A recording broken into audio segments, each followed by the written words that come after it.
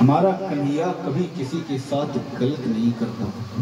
अगर पूर्ण श्रद्धा से, पूर्ण भाव से आपने उसे बुलाया है, आपने उसे पूर्ण भाव से बुलाया है।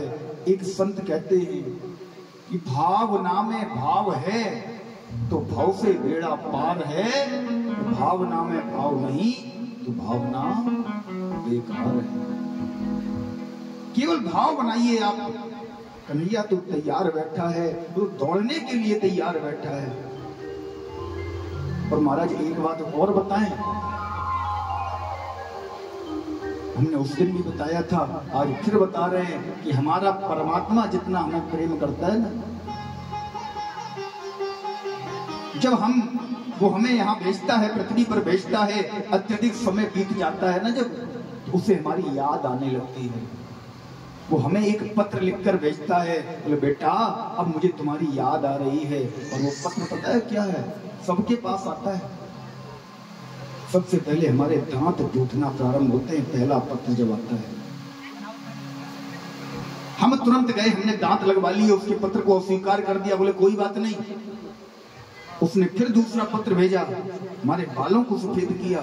हम तुरंत फिर से गए, हमने गोदरेज की डाई गोली लगवा ली, वो भी हमने कैंसिल कर दिया। फिर हमारे कन्हैया ने हमें तीसरा पत्र भेजा, हमारी आंखों की रोशनी छीन करी। हम फिर भी नहीं माने, हमने महाराज चश्मा बनवा लिया, हम आंखों पर चश्मा लगाकर घूमने लगे। हम मानने को तैयार ही नहीं है कि हमारा कन्हैया हमें याद कर रहा है, हमारा माधव हमें बुला रहा है। हम इस बात को स्वीकार ही नहीं कर रहे। और फिर जब एक दिन उस माधव ने हमें बुला लिया तो कह रहे हैं, अरे परमात्मा, अरे कन्हैया बहुत बुरा कर दिया तुमने, तो एकदम से उठाया। एकदम से नहीं उठाया उसने तुम्हें, उसने पहले से तुम्हें सचेत किया। उसने बार बार तुम्हें बताया कि मुझे अब तेरी याद आ रही है, बहुत दिन हो गए मुझे तुझसे दूर हुए, अब तू मेरे पास आ जा। लेकिन आप मानने को तैयार नहीं, आप स्वीकार करने को तैयार नहीं। एकदम से नहीं उठाता, कोई अनहोनी आपके साथ वो करता ही नहीं है। अनहोनी होनी नहीं, होनी है सो होए। अरे जो होनी है वो तो होकर रहेगी, और अनहोनी मेरा कन्हैया करता नहीं है, गलत किसी के साथ करता नहीं है। जो करता है अच्छा ही करता है, जब भी करेगा अच्छा ही करेगा। उसमें कहीं ना कहीं आपका स्वार्थ छिपा होगा, आपका लाभ उसमें छिपा होगा, उसे देख नहीं पाते। श्री परीक्षित जी सुखदेव जी से कहते हैं, राजन अब आप मुझे बताइए और कौन सी कथाएं सुनना चाहते हो। हाथ जोड़कर परीक्षित जी कहते हैं, भगवान आपने हमें भगवान के अनेक अवतारों की, भगवान के अनेक भक्तों की पावन कथाएं सुनाई। अब हम कथितो वंश विस्तारो भवता सोम सूर्यो। कहे की कथा सुनना चाहते हैं? बोले कथितो कहिए, वंश विस्तारो, वंश के विस्तार की कथा। कौन से वंश की? भवता सोम सूर्यो, चंद्र वंश के विस्तार की, सोम वंश के विस्तार की, यदुवंश के विस्तार की कथा हम आपसे सुनना चाहते हैं। महाराज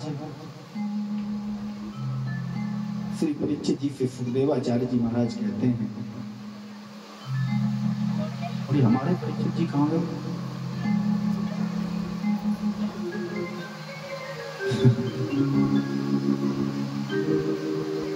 परीक्षित एक ऐसा पद है जो बड़े ही सौभाग्य से प्राप्त होता है।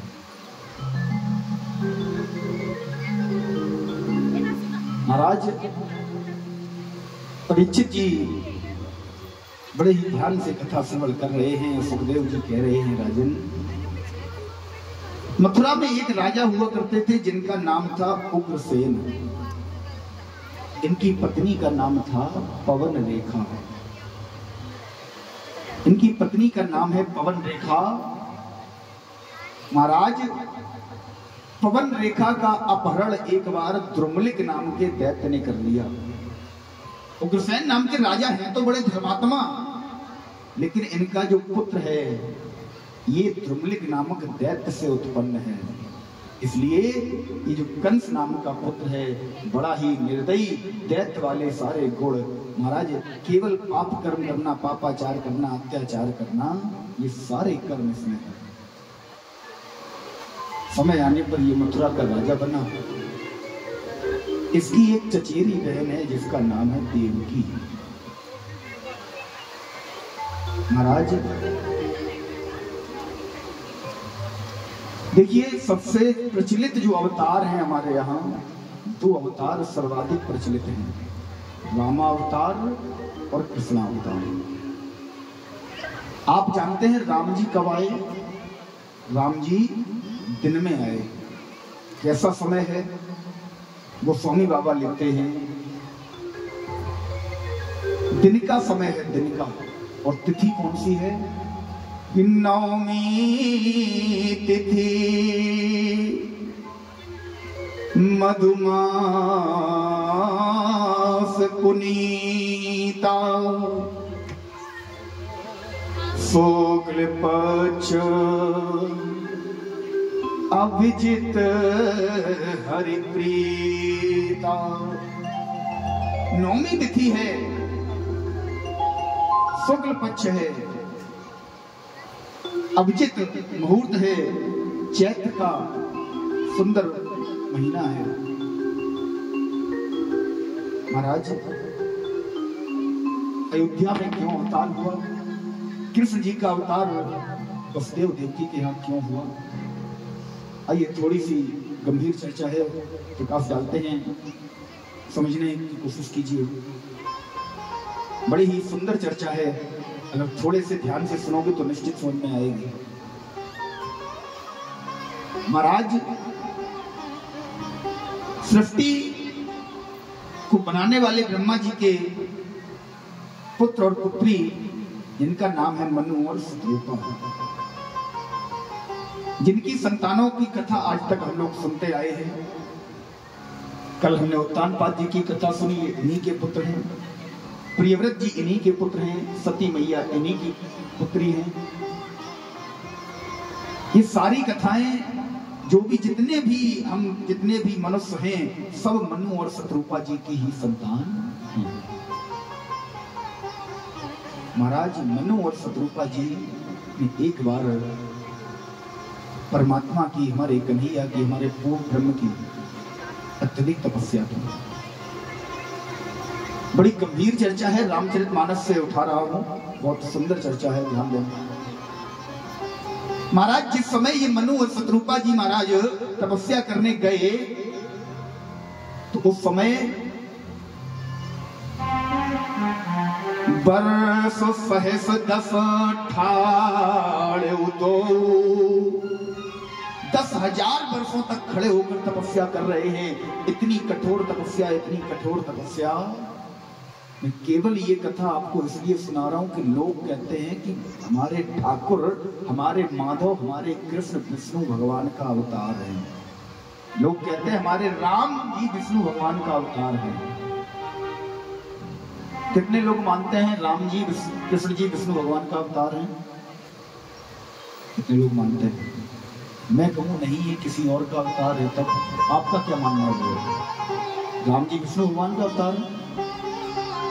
विष्णु भगवान के मैं सिद्ध कर रहा हूँ। रामचरितमानस अगर हो घर पे तो देखना जाके आप लोग। चौपाई भी बता रहा हूँ, बालकांड की 99 नंबर चौपाई से पढ़ लेना। जिस समय मनु और शतरूपा जी ने तपस्या की, अस्थि मात्र तन रहे शरीरा, उनका शरीर ऐसा हो गया जैसे केवल हड्डियां बची हों। शरीर में, देह में चाम है ही नहीं, देह में मांस है ही नहीं, सब कुछ खत्म, सूख गया शरीर। कठोर तपस्या को देखकर 3 लोग आए। कौन? कि विधि हरिहर आए बहुबारा। विधि, हरि और हर। अब विधि किसे कहते हैं जानते हैं आप लोग? विधि, विधि माने होता है ब्रह्मा। हरि, हरि कौन है? विष्णु और हर बोले बाबा, बोले विधि हरे हरे परम लुभाए। बहुत बार आए और इनसे कहा मनु और शत्रुपा जी से लुभावना दी, इन्हें लुभाना चाहा कि हमसे वरदान मांगो, हमसे वरदान मांगो, लेकिन परम धीर नहीं चलही चलाए। ये परम धीर हैं, बोले नहीं हमें तुमसे वरदान नहीं चाहिए। ब्रह्मा विष्णु महेश, ब्रह्मा विष्णु शंकर, हमें तुमसे वरदान नहीं चाहिए। बोले फिर किससे चाहिए? किससे चाहिए? बोले हमें तुमसे भी ऊपर जो है उससे वरदान चाहिए। वो कौन है? पूर्ण ब्रह्म। पूर्ण ब्रह्म कौन है? बोले पूर्ण ब्रह्म का ना तो कोई आकार है, ना कोई स्वरूप है, ना कोई रंग है, ना कोई रूप है। पूर्ण ब्रह्म निराकार है। हम लोग ओम कहते हैं ना, ओम, ये ओम पूर्ण ब्रह्म का प्रतीक है। पूर्ण ब्रह्म। बोले बिनु पग चले सुने बिनु काना, और कर बिन कर्म करे विधि नाना। बिना हाथों के जो अनेक कार्यों को करता हो, बिना पैरों के जो दौड़ता हो भागता हो, बिन पग चले, बिना कानों के जो सुनता हो, वो पूर्ण ब्रह्म है। मनु और शत्रुपा जी ने जिस समय तपस्या की, ब्रह्मा विष्णु महेश के जगाने से नहीं जगे, उस समय पूर्ण ब्रह्म की केवल आवाज आई। चौपाई आप लोग पढ़ लेना, श्रवण रंध्र नभते और आई। जैसे ही वो आवाज आई कानों में, तुरंत मनु शत्रुपा जी कैसे हो गए? बोले हस्त पुष्ट तन गिरा सुहाए, मानो अब ही भवन ते आए। हस्त पुष्ट शरीर हो गया, केवल उस पूर्ण ब्रह्म की आवाज केवल कानों में जाने से। अभी सामने नहीं आया, क्यों? क्योंकि सामने आ ही नहीं सकता, उसका कोई रूप ही नहीं है। मनु शत्रुपा जी ने कहा महाराज आवाज मत सुनाओ, सामने आओ। ब्रह्म ने कहा मेरा कोई स्वरूप नहीं है, मुझे तुम किस स्वरूप में देखना चाहते हो वो बताओ। बोले वही स्वरूप। मनु शत्रुपा जी ने हाथ जोड़े, बोले महाराज वही स्वरूप जो शिव मन माही। बोले जो भोले बाबा ने अपने मन में बसा रखा है। भोले बाबा ने कौन सा स्वरूप बसा रखा है? भोले बाबा जिस स्वरूप की पूजा करते हैं, आराधना करते हैं, राम जी का पूर्ण ब्रह्म का स्वरूप, वो कौन सा है? बोले चार भुजाधारी, चारों हाथों में उनके आयुध हैं, शंख चक्र गदा पद्म, चार आयुध हैं, भूषण बनमाला पड़ी हुई है, नयन विशाल हैं, शोभा बहुत सुंदर है, सिंधु के समान शोभा है। ऐसा स्वरूप भोले बाबा अपने हृदय में बसाए हैं। जैसे ही मनु और शत्रुपा जी ने कहा वही स्वरूप जो शिव मन माही, तो महाराज तुरंत उसी स्वरूप में पूर्ण ब्रह्म प्रकट हो गया। राम जी उसी स्वरूप में प्रकट हो गए, हमारा माधव हमारा कन्हैया उसी स्वरूप में प्रकट हो गया। ये पूर्ण ब्रह्म है, ये विष्णु का अवतार नहीं है। चक्कर में मत रहना, धोखे में मत रहना, ये विष्णु है। विष्णु त्रिदेव हैं, विष्णु इनके अंश हैं। अभी आगे सिद्ध करूंगा विष्णु कौन है। महाराज जैसे ही पूर्ण ब्रह्म प्रकट हुआ, हाथ जोड़कर मनु मैया ने कहा, मनु महाराज ने कहा, शत्रुपा मैया ने कहा प्रभु चयऊं तुम्हीं समान सुत। बोले हम केवल तुम्हारे समान एक पुत्र चाहते हैं। तो प्रभु ने क्या कहा? बोले मैया मैं अकेला हूं, मेरे समान कोई दूसरा है नहीं। आप फर्श खोजो कहां जाई। बोले हमारे समान कोई दूसरा है ही नहीं, इसलिए मैया मैं स्वयं तुम्हारा पुत्र बनकर आऊंगा। ते दशरथ कौशल्या रूपा, वही दशरथ और कौशल्या हैं, वही यशोदा और वही वसुदेव और देवकी हैं। इनके यहाँ आज पूर्ण ब्रह्म आ रहा है। पूर्ण ब्रह्म विष्णु का अवतार नहीं है। रामचरितमानस में एक चौपाई और दी गई है। बोले देश भरन पोषण कर जोई, बता कर नाम भरत अस होई।